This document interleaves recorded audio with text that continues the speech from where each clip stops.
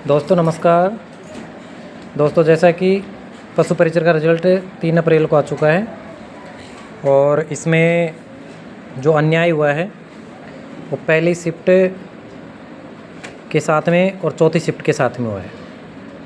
एक तो पहली शिफ्ट और एक चौथी शिफ्ट के साथ में, दोनों के साथ में हुआ है, क्योंकि इनमें नाम मात्र के बच्चे पास किए हैं और चौथी शिफ्ट में तो बहुत ही कम बच्चे पास किए हैं और पहली शिफ्ट में भी बहुत कम बच्चे पास किए हैं। सबसे ज़्यादा बच्चे पास कर दिए छठी शिफ्ट में। छठी शिफ्ट में सबसे ज़्यादा बच्चों को नौकरी मिली है और जो अन्याय किया गया है 4 शिफ्ट वालों के साथ में और पहली शिफ्ट वालों के साथ में किया गया है।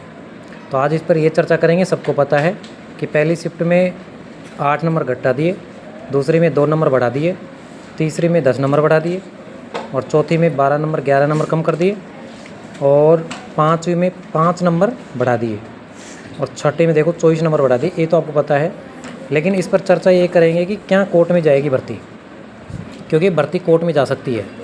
कारण ये है कि जो ही 2 गुना का रिजल्ट आएगा तो अध्यक्ष को तो पद से इस्तीफा देना ही पड़ेगा। क्यों? क्योंकि जब 6433 पद हैं और इसका 2 गुना का जब रिजल्ट निकलेगा तो 13000 बच्चों में मात्र कुछ बच्चे, 50 बच्चे ही चौथी शिफ्ट के मिलेंगे। इसमें मात्र 50 ही बच्चे। तो जब बच्चे कोर्ट में जाएंगे तो कोर्ट में ये कहेंगे कि भाई चौथी शिफ्ट के एग्ज़ाम ही क्यों लिया आपने, क्योंकि अभी भी चल रहा है कोर्ट में। लेकिन जो 3,83,000 बच्चे हैं ना, 3,83,000 बच्चे, तो इन बच्चों में चौथी शिफ्ट वाले हैं काफ़ी बच्चे। तो बोर्ड कह देगा कि हमने तो पास कर दिया। अभी इनको क्या मालूम 2 गुने में है कि नहीं है। जो ही 2 गुने का रिजल्ट आएगा 13,000 बच्चे पास करेगा बोर्ड। तो 13,000 में से जब बच्चे कोर्ट में जाएंगे और कोर्ट में जाने के बाद में वो कहेगा, बच्चे कहेंगे कि 50 बच्चे ही इसमें से सिलेक्शन हुए हैं। ऐसा कौन सा नॉर्मलाइजेशन है? तो ये भर्ती कोर्ट में अटकेगी। इसलिए कोर्ट में नहीं अटके उसके लिए एक संतोष विश्नोई जी सर हैं, वो पी फॉर्मूला लाया है। और पी फॉर्मूला नेट जेआरएफ जो असिस्टेंट प्रोफेसर की जो प्री एग्ज़ाम लगती है उसमें लागू होता है।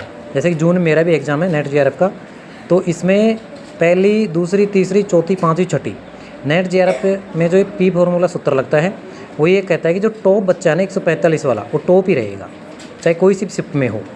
वो कम नहीं कर सकते किसी के भी नंबर, बढ़ा सकते हैं। तो अगर बढ़ाएंगे तो कोई दिक्कत नहीं है, किसी कम नहीं कर सकते हैं।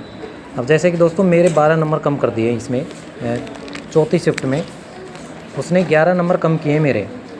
अब मेरे 11 नंबर करने के बाद में 120 में से मैं कितने 118 थे मेरे, तो 187 नंबर का और एक 91 नंबर का 2 क्वेश्चन डिलीट होने के बाद में मेरे 120 हो गए और 120 में से 12 मेरे कम किए तो 108 हो गए और 108 होने के बाद में मैं 2 गुना में सेलेक्ट हुआ हूँ। 2 गुने में मैं सेलेक्ट हो गया इसमें। लेकिन 2 गुने में क्या है, मेरे को पता है कि मैं बाहर हूँ रेस से 120 नंबर ला कर भी। और एक मेरे पास में था छठी शिफ्ट में 90 नंबर थे और उसके 25 नंबर बढ़ गए, तो 90 नंबर 125 नंबर बढ़ने से उसकी रैंक बढ़िया आ गई, 400 की समथिंग उसकी रैंक है और मेरी 863 दे दी।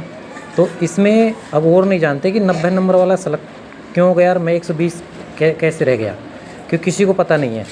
क्योंकि जब सिलेक्शन होता है जब पता लगता है कि किसके ज़्यादा नंबर थे। तो इसमें कोर्ट में भर्ती नहीं जाए, इसीलिए इसमें पी फॉर्मूला लागू करें बोर्ड। और जो आंदोलन अभी 7 दिन में देख क्या निर्णय आता है, उन्होंने 7 दिन का टाइम मांगा है और ये बात बोर्ड भी जानता है कि हमने बहुत गलत किया है कि पहली दूसरी चीज़। अब कई बच्चे कहेंगे कि छठी शिफ्ट वाले कोर्ट में चल जाएंगे, किस कारण से जाएंगे? 90 नंबर वाला जाएगा कोर्ट में। क्यों जाएगा 90 नंबर वाला? उसके पास क्या प्रूफ है कि 90 नंबर वाला ही कोर्ट में चल जाएगा? ऐसा कोई वो नहीं, इशू नहीं है कि 90 नंबर वाला कोर्ट में क्या करेगा जा करके, क्योंकि इसी शिफ्ट में या तो 6 शिफ्ट है, 6 में प्रत्येक शिफ्ट में 1000 नौकरी दे दो, या फिर किसी के नंबर कम मत करो, या फिर नंबर बढ़ा दो आप। अब जैसे कि उनके 24 नंबर बढ़ाए और मेरे 12 नंबर कम किए तो भी मेरा तो हो जाता, लेकिन 24 नंबर उसने बढ़ा दिए और 12 नंबर मेरे घटा दिए, तो कितने हो गए? 36 क्वेश्चन का अंतर हो गया। अब तुम देखो दोस्तों पढ़ने वाला क्या कर सकता है। तो ये बात दुख सबको, पहली 4th वाले को दुखी है इस बात से, और बच्चों को भी जो छठी शिफ्ट वाले हैं ना, इनको भी थोड़ा सा रहम आनी चाहिए कि भाई ठीक है कि जो बच्चे के 135 नंबर हैं जनरल में और उसका सिलेक्शन नहीं हो रहा है, और जिसके 115 नंबर थे छठी शिफ्ट में उसका सिलेक्शन हो रहा है, तो एक बार सोचिए समझे तो सही ना कि भाई ऐसा नहीं होना चाहिए। और देखिए आगे क्या होता है क्या नहीं होता है। लेकिन जब बारी आएगी आंदोलन की तो हम बारी बारी से आंदोलन भी करेंगे, और कोर्ट में भी जहाँ पर भाई संतोष बिश्नोई जी कह रहे हैं कि हम लेकर जाएंगे कोर्ट में ये इस भर्ती को, भाई कोर्ट में लेकर जाएंगे। तो कोर्ट में लेकर जाएंगे तो अगर पैसा जैसे मान लो 1000 बच्चे भी हैं और 1000 बच्चों ने सबसे 5000 रुपये ले लिए, मैं तो देने के लिए तैयार हूँ, तो कितना हो गया, सीधा 10 लाख रुपये हो गए। और 10 लाख में आराम से वकील हो जाएगा, क्योंकि नौकरी का सवाल है दोस्तों। ज़्यादा नंबर लाकर भी कम नंबर वाले सेलेक्ट हो गए और ज़्यादा नंबर वाले सेलेक्ट नहीं हुए हैं। तो दोस्तों धन्यवाद, और जितनी भी न्यूज़ है मैं देता रहूँगा आपको। और लेकिन आगे की तैयारी भी जारी रखें। पटवार है, पटवार की भर्ती है, तो इसमें भी तैयारी जारी रखें, क्योंकि इसके भरोसे भी नहीं रहे, क्या मालूम इसमें हो या फिर नहीं हो, या फिर छठी शिफ्ट वालों को नौकरी मिल जाए, ये भी हो सकता है कोर्ट में लड़ने के बाद में भी। लेकिन जो वापस संशोधन होगा तो कोर्ट में नहीं जाएगी 7 दिन में। अब देख क्या निर्णय आता है, और अगर निर्णय अगर सही आता है तो रिजल्ट दोबारा आएगा, और निर्णय गलत आता है तो फिर कोर्ट में जाएगी भर्ती सीधी शट। क्योंकि 2 गुना का रिजल्ट आया, 2 गुना का रिजल्ट आने के बाद में शायद है कि आलोक राज जी को भी अध्यक्ष से इस्तीफा देना पड़ सकता है, क्योंकि वो उसके पास कोई जवाब नहीं है कि ऐसा कौन सा नॉर्मलाइजेशन है। और वो कहते हैं कि कोर्ट में वो नहीं कर सकते हैं, कोर्ट में कर सकते हैं खूब। क्योंकि हरियाणा में जब पुलिस की एग्ज़ाम हुई थी ना, तो उसमें किसी फॉर्मूले को हरियाणा पुलिस में इस फॉर्मूले को चुनौती दी थी, और फिर पी फॉर्मूला लागू करके वापस रिजल्ट निकाला था। तो ये वापस रिजल्ट निकाल सकते हैं पी फॉर्मूला लागू करके, क्योंकि सरकार को कोई मतलब नहीं, सरकार को तो वही 6433 पद ही भर्ती करनी है और इतना कोई नौकरी देना है।